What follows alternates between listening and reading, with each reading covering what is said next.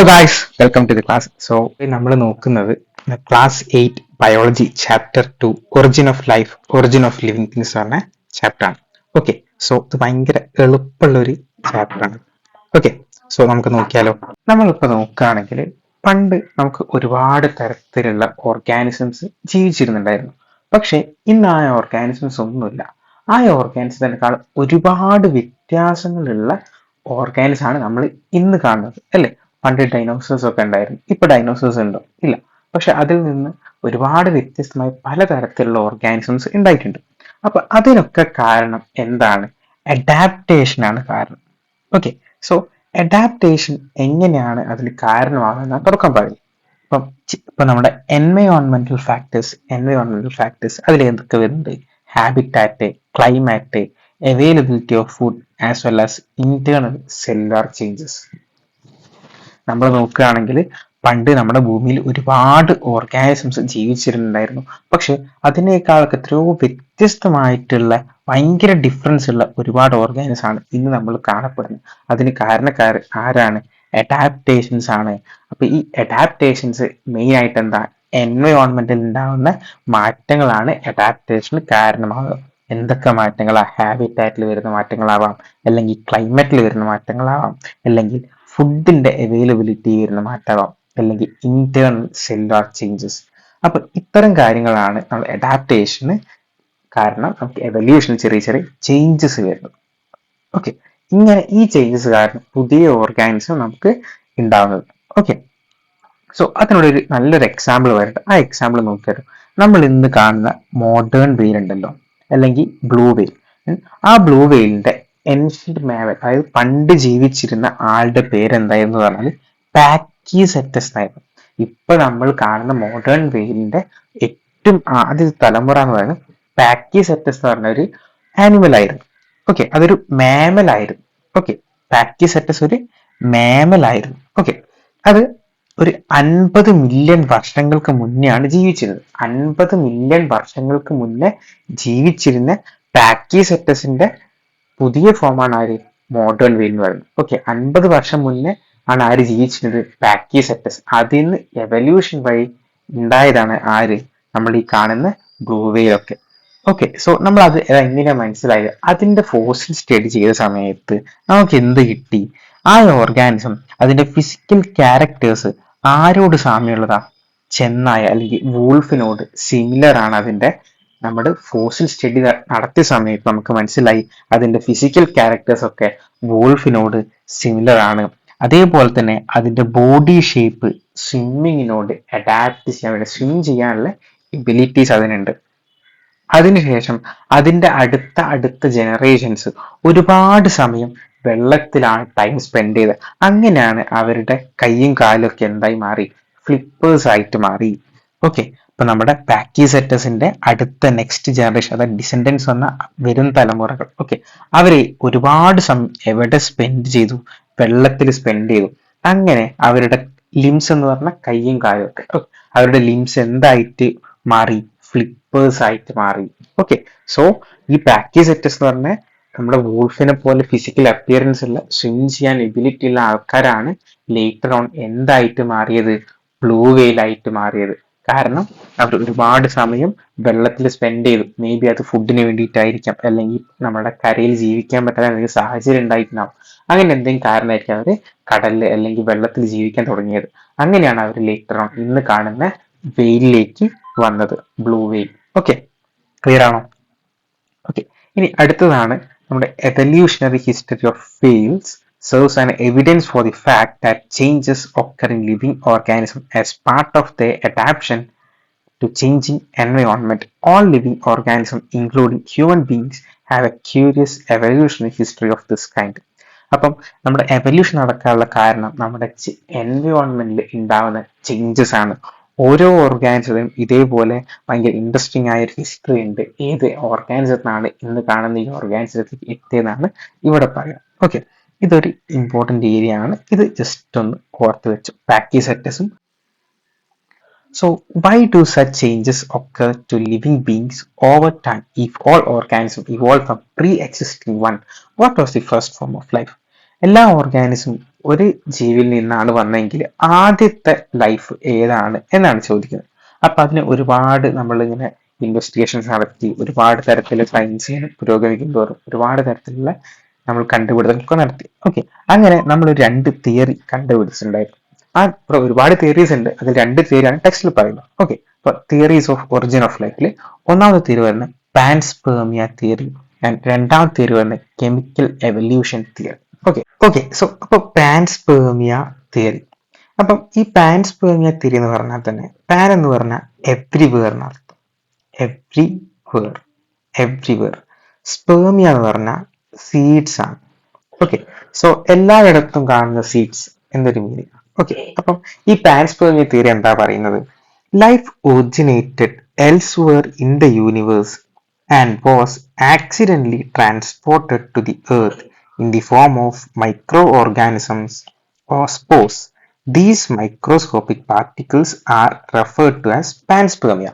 അതായത് ജീവൻ ആദ്യം ഉത്ഭവിച്ചത് യൂണിവേഴ്സിൽ എവിടെയോ, പ്രപഞ്ചത്തിൽ എവിടെയോ ആണ് ആദ്യം ജീവൻ ഉത്ഭവിച്ചതും അത് എങ്ങനെയോ നമ്മുടെ ഭൂമിയിലേക്ക് വരികയും അങ്ങനെയാണ് ഭൂമിയിൽ ജീവൻ ഉണ്ടായെന്നാണ് പറയുന്നത്. സോ നമുക്കൊന്ന് നോക്കിയാലോ. ഇതാണ് നമ്മുടെ ഒരു യൂണിവേഴ്സ്. ഓക്കെ, അപ്പൊ ഈ യൂണിവേഴ്സിൽ എവിടേക്കോ ലൈഫ് ഒറിജിനേറ്റ് ചെയ്തിട്ടുണ്ട്. അതെങ്ങനെ ഭൂമിയിലേക്ക് എത്തിയെന്നാ പറയുന്നത്. ഇത് എർത്ത് ആണെങ്കിൽ ഇപ്പൊ നമ്മുടെ മീറ്റിയോർ എന്ന് പറഞ്ഞാൽ എന്താ? ഉൽക്ക അല്ലെ? അപ്പം ഒരു ഉൽക്ക അല്ലെങ്കിൽ ഒരു തീക്കോളം, ആസ്ട്രോയിഡ്, കോമറ്റ് എന്നൊക്കെ പറഞ്ഞാൽ അതുവഴി നമ്മുടെ അതിനു മുകളിൽ ആര് പറ്റിപ്പിടിച്ചു? നമ്മുടെ ഈ ചെറിയ മൈക്രോ ഓർഗാനിസം അല്ലെങ്കിൽ ചെറിയ സ്പോർ, ചെറിയ ബാക്ടീരിയ ഒക്കെ അതിന് മുകളിൽ പറ്റിപ്പിടിച്ചിട്ട് അത് വന്ന് നമ്മുടെ ഭൂമിന്റെ മുകളിൽ ഭയങ്കര ശക്തിയായി പതിക്കുന്ന സമയത്ത് അത് പൊട്ടിച്ചെതറിയിട്ട് അതിൻ്റെ അകത്തു നിന്നാണ് ചെറിയ ചെറിയ ലൈഫ് ഫോംസുകൾ അല്ലെങ്കിൽ ലൈഫിന്റെ ചെറിയ ചെറിയ വിത്ത് കണികകൾ, സ്പേമിയ ഉണ്ടായത്. ഇങ്ങനെ ചെറിയ ചെറിയ സീഡ്സ് ഉണ്ടായത് എങ്ങനെയാണ്? ഇത് വലിയ തീക്കോളം വന്ന് ഇടിച്ചിട്ട് അത് പൊട്ടിച്ചെതറി അതിൻ്റെ അകത്തുനിന്നാണ് ഈ സീഡ്സ് ഉണ്ടായതെന്നും അതിന് അനുയോജ്യമായ സാഹചര്യം കിട്ടിയ സമയത്ത് അത് പൊട്ടിയിട്ട് ലൈഫ് ഉണ്ടായി എന്നാ പറയുന്നത്. അതായത് നമ്മുടെ യൂണിവേഴ്സിറ്റി എവിടെയോ, പ്രപഞ്ചത്തിൽ എവിടെയോ ലൈഫ് ഒറിജിനേറ്റ് ചെയ്തു. അത് മീറ്റിയോർ അല്ലെങ്കിൽ ഉൽക്ക വഴി നമ്മുടെ ഭൂമിയിലേക്ക് വന്ന് പതിച്ചിട്ട് ആ പതിച്ച സ്ഥലത്ത് നിന്ന് അതിന് അനുയോജ്യമായ സാഹചര്യം ഉണ്ടായ സമയത്ത് അതിൽ നിന്നാണ് ജീവൻ ഉത്ഭവിച്ചതെന്നാണ് പാൻസ്പേർമിയ തിയറി പറയുന്നത്. So life originated elsewhere in the universe. യൂണിവേഴ്സിൽ, പ്രപഞ്ചത്തിൽ എവിടെയോ ലൈഫ് ആദ്യം ഉണ്ടായി. അതെങ്ങനെയോ ആക്സിഡന്റലി എന്ന് പറഞ്ഞപ്പം മീറ്റിയോർ വഴിയാവാം, അല്ലെങ്കിൽ ആസ്ട്രോയിഡ് വഴി, കോമറ്റ് വഴിയോ, അതായത് ഉൽക്ക എന്നൊക്കെ പറയുന്ന സാധനം. ഓക്കെ, അപ്പൊ അതുവഴി നമ്മുടെ ഭൂമിയിലേക്ക് വന്ന് പതിക്കുകയും ആ പതിച്ചിട്ട് അതിന് അനുയോജ്യമായ സാഹചര്യം കിട്ടിയ സമയത്ത് ആ സീഡ്സിൽ നിന്നാണ് ലൈഫ് ഉണ്ടായെന്നാണ് പാൻസ്പേർമിയ സിദ്ധാന്തം അല്ലെങ്കിൽ പാൻസ്പേർമിയ തിയറി പറയുന്നത്. ഓക്കെ ആണോ? ഈ കെമിക്കൽ എവല്യൂഷൻ തിയറി, രാസപരിണാമ സിദ്ധാന്തം.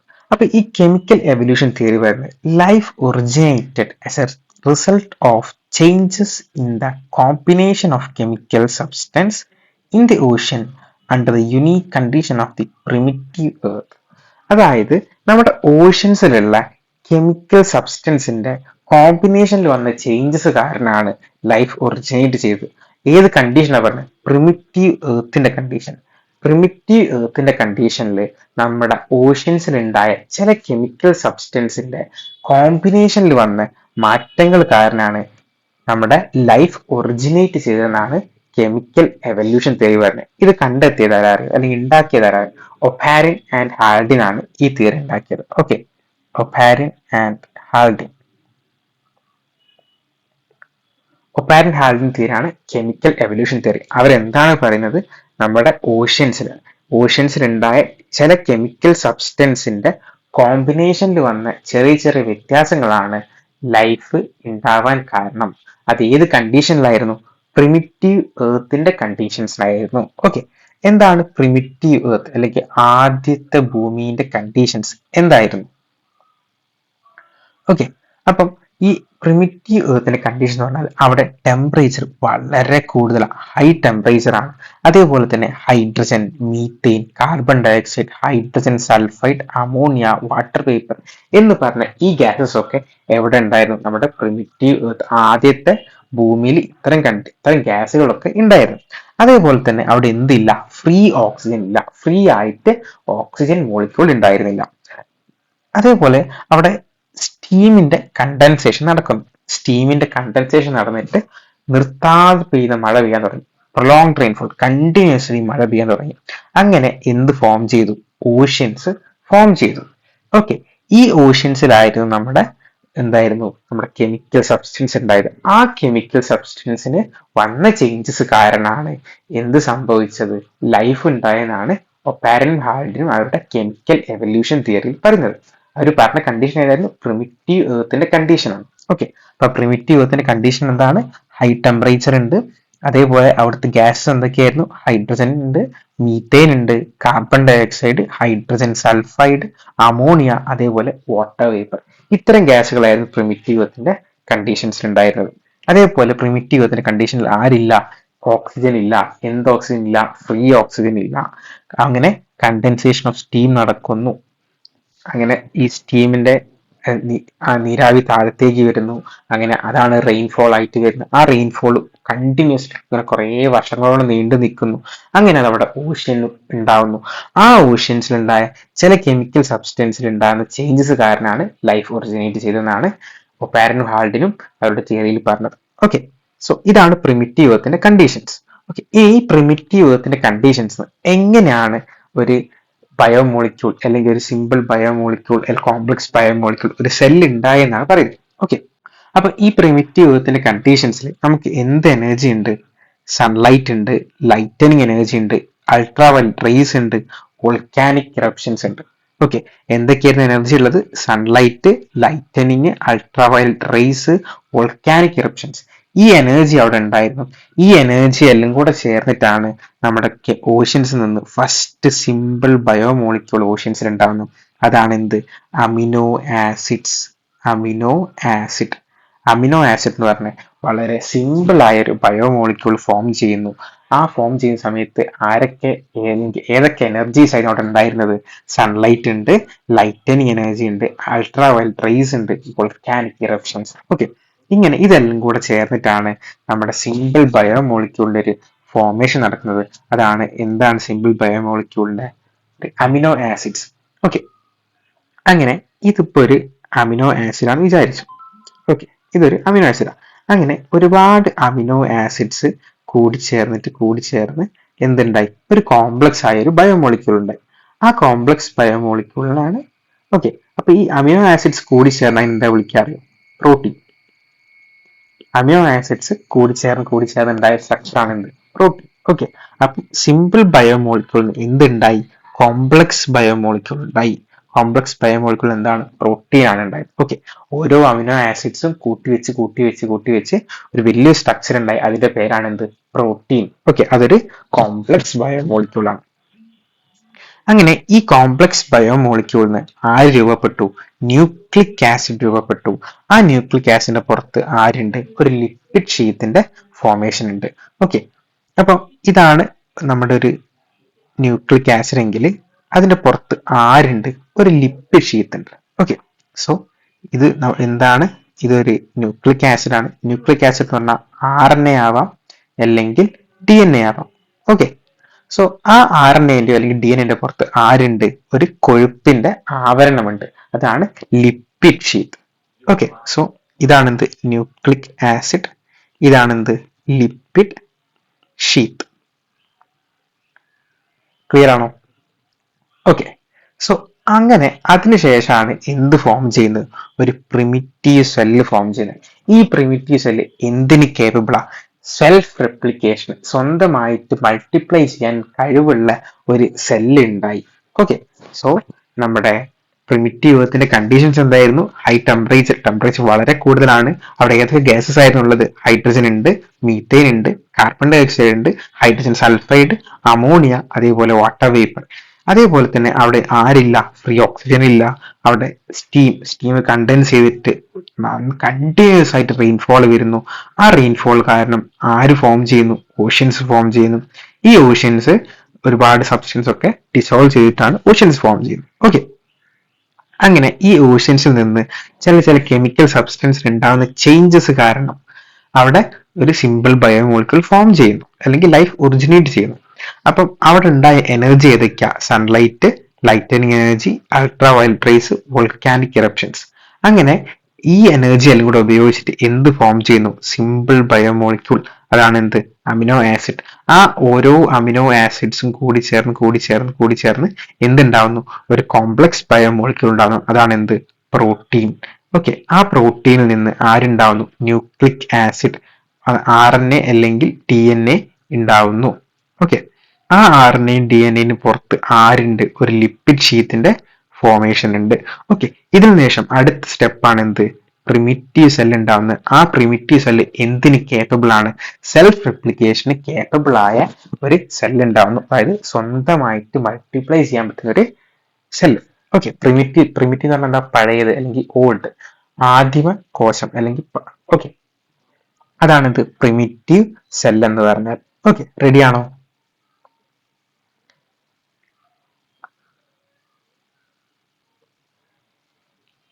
എങ്ങനെ ഈ ഒപാരിൻ ആൻഡ് ഹാൾഡിൻ കണ്ടെത്തിയ കെമിക്കൽ എവല്യൂഷൻ ചെയ്തിട്ടില്ല, അതിന് എക്സ്പെരിമെന്റലി പ്രൂവ് ചെയ്ത ആൾക്കാരാണ് ആര്?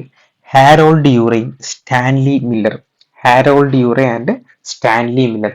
യുറേ മില്ലർ എക്സ്പെരിമെന്റ് എന്ന് പറയും. Okay, together proved the fundamental units responsible for the origin of life can form from simple gases.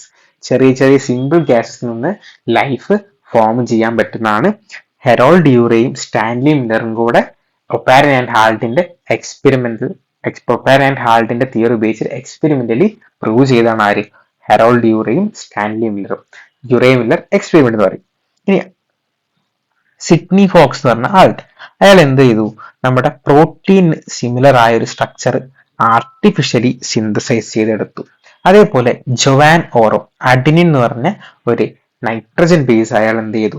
Artificially synthesise ചെയ്തെടുത്തു. ഓക്കെ, ഇനി നമുക്ക് യുറേ മില്ലർ എക്സ്പെരിമെന്റിലേക്ക് പോവാം. ഈ യുറേ മില്ലർ എക്സ്പെരിമെന്റിന്റെ അകത്ത് അവർ ഈ പ്രിമിറ്റീവ് യുഗത്തിന്റെ കണ്ടീഷൻസ് ഉണ്ടായിരുന്നു അല്ലെ, അത് അവർ റീക്രിയേറ്റ് ചെയ്തു. യുറേ മില്ലർ എക്സ്പെരിമെന്റിൽ യുറേ മില്ലറും കൂടെ എന്ത് ക്രിയേറ്റ് ചെയ്തു? അവർ പ്രിമിറ്റീവ് എർത്തിന്റെ കണ്ടീഷൻ റീക്രിയേറ്റ് ചെയ്തു. എവിടെ ചെയ്ത്? ലബോറട്ടറിയിൽ. ഓക്കെ, ആ ലബോറട്ടറി എക്സ്പെരിമെന്റ് ആണ് നമ്മളിവിടെ പഠിക്കുന്നത്. ഓക്കെ, സോ അവിടെ ഓഷ്യൻ ഉണ്ടായിരുന്നു. ഇതാണ് ഈ ഓഷ്യൻ ആയിട്ട് കൺസിഡർ ചെയ്യുന്നത്. ഓക്കെ, സോ വെള്ളം ഇങ്ങനെ തിളപ്പിക്കുന്നു. ആ വെള്ളം ഇങ്ങനെ പോകുന്നു, നീരാവിയായിട്ട് ഇങ്ങനെ പോകുന്നു. ഇവിടെ എത്തുന്ന സമയത്ത് ടങ്സ്റ്റൺ, ഇലക്ട്രോ ടങ്സ്റ്റൺ ഉപയോഗിച്ചിട്ട് 800 ഡിഗ്രി സെൽഷ്യസിൽ എന്ത് കൊടുക്കുന്നു? ഇലക്ട്രിക്കൽ എനർജി കൊടുക്കുന്നു. ഇലക്ട്രിക് സ്പാർക്ക് ആണ് അല്ലെ. അവിടെ ഉണ്ടായിരുന്ന പ്രിമിറ്റീവ് യുഗത്തിന്റെ കണ്ടീഷനിൽ എന്തൊക്കെ എനർജി ആയിരുന്നു ഉണ്ടായിരുന്നത്? ലൈറ്റനിങ്, അതേപോലെ തന്നെ sunlight, UV rays, volcanic eruptions.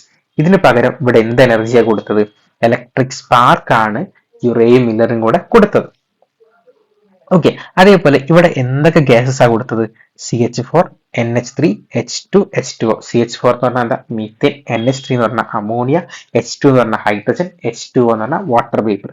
ഇത്രയും ഗ്യാസസ് ആയിരുന്നു യുറേ മില്ലർ എക്സ്പെരിമെന്റിൽ ഇവർ നൽകിയത്. ഇതൊരു ക്ലോസ്ഡ് ചേമ്പറിൽ അവർ കൊടുത്തത്. ഓക്കെ, അങ്ങനെ ഇവിടെ എത്തി 800 ഡിഗ്രി സെൽഷ്യസിൽ ഒരു ഇലക്ട്രിക് സ്പാർക്ക് കൊടുക്കുന്നു. ഈ ഗ്യാസസ് ക്ലോസ്ഡ് ആയിട്ട് ഗ്യാസസ് അവിടെ വെച്ചു.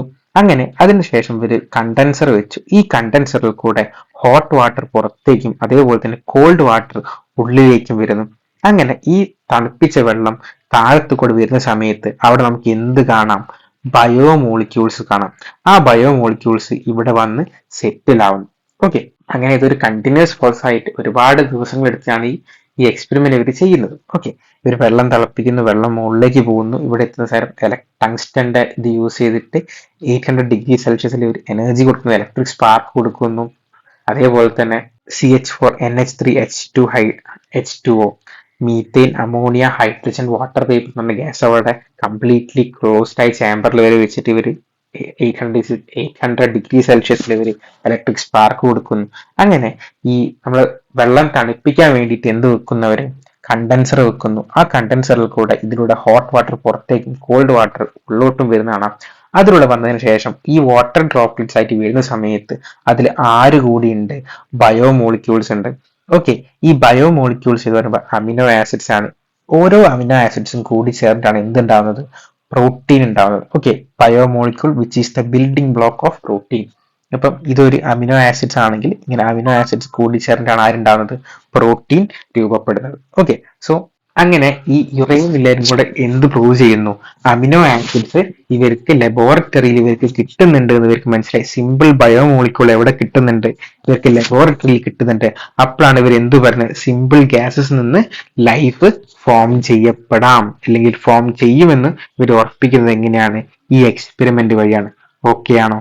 സോ ഇങ്ങനെയാണ് അവര് chemical evolution theory, Oparin and ഹാൾട്ടിന്റെ chemical evolution theory experimentally prove ചെയ്യുന്നത്. ഓക്കെ, സോ ഇവര് വെള്ളം തിളപ്പിക്കുന്നു, വെള്ളം ഇങ്ങനെ പോകുന്നു, ഇവിടെ 800 degree ഇലക്ട്രിക് സ്പാർക്ക് കൊടുക്കുന്നു, അവിടെ CH4NH3H2H2O എന്ന് പറഞ്ഞ ഗ്യാസ് അവിടെ ട്രാപ്പ് ചെയ്തിട്ടുണ്ട്. അതിനുശേഷം വെള്ളം തണുപ്പിക്കാൻ വേണ്ടി കണ്ടൻസർ ഉപയോഗിക്കുന്നു. ആ കണ്ടൻസറിൽ കൂടെ ചൂട് വെള്ളം പുറത്തേക്കും തണുത്ത വെള്ളം ഉള്ളോട്ടും വരുന്നുണ്ട്. അങ്ങനെ വെള്ളം ഡ്രോപ്പ് ആയിട്ട് വരുന്ന സമയത്ത്, ഉറ്റിറ്റ് വരുന്ന സമയത്ത് അതിന്റെ കൂടെ ആരുണ്ട്, നമ്മുടെ ബയോമോളിക്യൂൾ ഉണ്ട്. ആ ബയോമോളിക്യൂൾ ഇവിടെയാണുള്ളത്. ആ ബയോമോളിക്യൂൾ അല്ലെങ്കിൽ അമിനോ ആസിഡ്സ് കൂടി ചേർന്ന് എന്തുണ്ടാവുന്നു, പ്രോട്ടീൻ ഉണ്ടാവുന്നു. ഓക്കെ, റെഡി ആണോ?